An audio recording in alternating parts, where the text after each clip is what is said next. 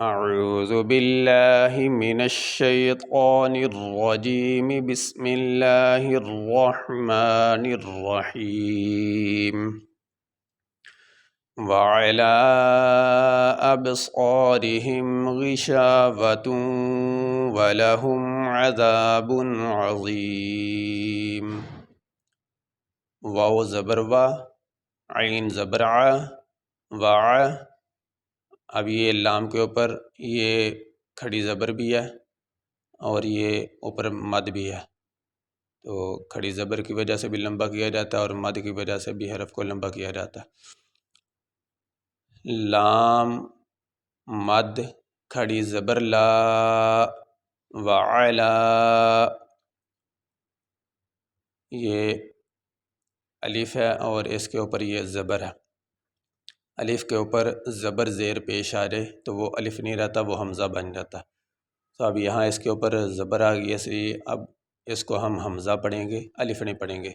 اور اس کے بعد یہ با ساکن ہے، جزم آنے کی وجہ سے یہ با ساکن، جس حرف کے اوپر یہ جزم ہو اس حرف کو ساکن کہتے ہیں، تو جزم یہ با کے اوپر آ گئی جس کی وجہ سے با ساکن۔ حمزہ با زبر اب، آگے صاد الف زبر صا، یہ الف ساکن ہے اور الف ساکن سے پہلے زبر آ گئی، الف ساکن سے پہلے زبر آ جائے تو یہ حروف مدہ کہلاتا ہے اور حروف مدہ کو لمبا کیا جاتا ہے، اس لیے ہم اس کو حروف مدہ کی وجہ سے لمبا کریں گے۔ صاد الف زبر صا، را زیر ری، یہ را اس کے نیچے زیر ہے، را زیر ری، ہا میم زیر ہم، وعلی ابصارہم، آگے یغین ہے اس کے نیچے زیر ہے، غین زیر غی، شین الف زبر شا، واو زبر وا غشاوا، آگے یہ تا اس کے اوپر دو پیش ہے۔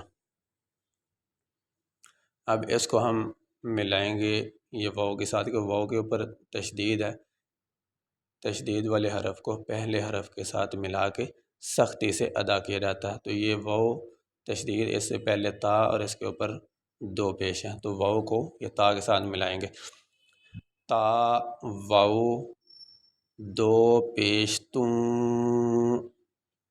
واو زبر و غشاوتوں و،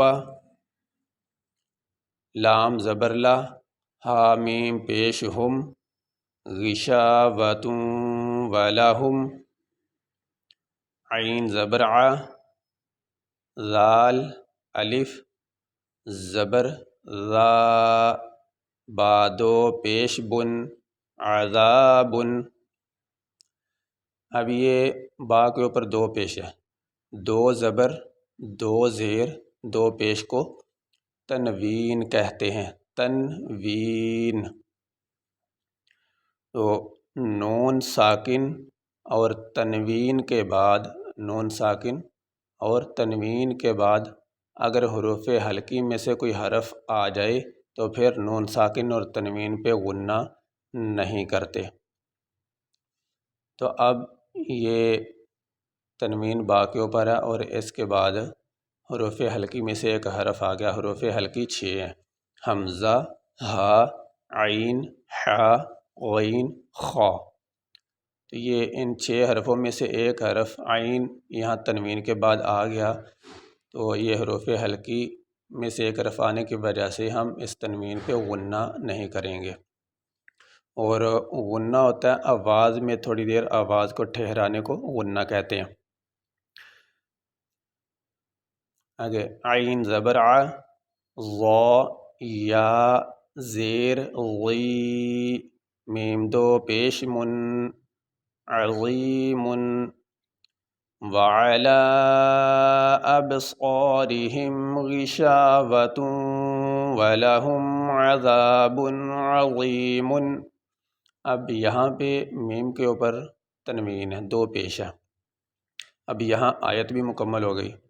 اب یہاں پہ ہم سانس لیں گے، وقف کریں گے، تو جس لفظ پہ ہم وقف کریں، سانس لیں، اس لفظ کے آخری حرف کو ساکن پڑھا جاتا ہے۔